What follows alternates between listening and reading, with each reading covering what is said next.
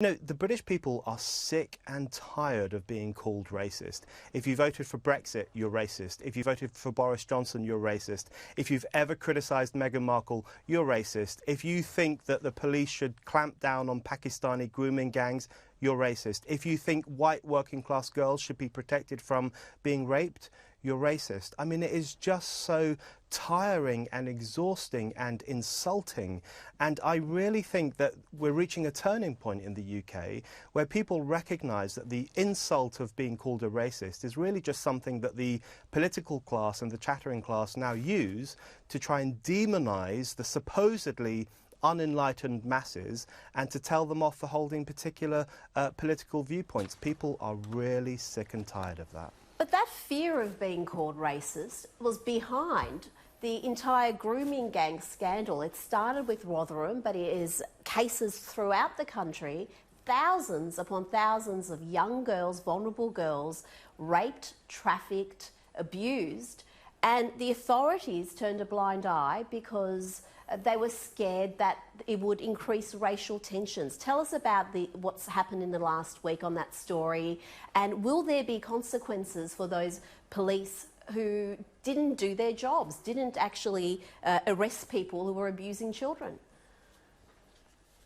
Rita, you're absolutely correct on that. I think the grooming scandal in this country, in the UK, really demonstrates how dangerous the incredibly racially sensitive climate that the woke era has given rise to, how dangerous that climate can be. Because all of these grooming scandals in Rotherham, in Telford, in Manchester, in various towns and cities across the country, mostly white working class girls were abused and even raped by mostly Pakistani grooming gangs, or what some people refer to as Muslim grooming gangs. And the authorities often, usually in fact, turned a blind eye to this horrendous behaviour because they were worried about stirring up community tensions and they were worried about stirring up Islamophobia.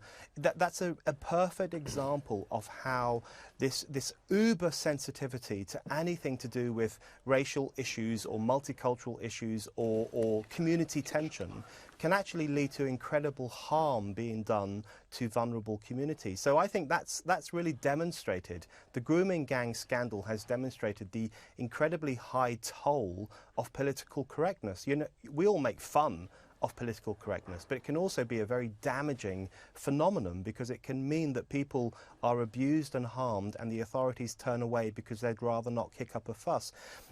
Will they be held to account? That remains to be seen, but I'm very much in favour of some kind of inquiry, some kind of investigation which actually holds the authorities to account for allowing girls to be abused and raped because they would rather not ruffle the feathers of multiculturalism. Unbelievable.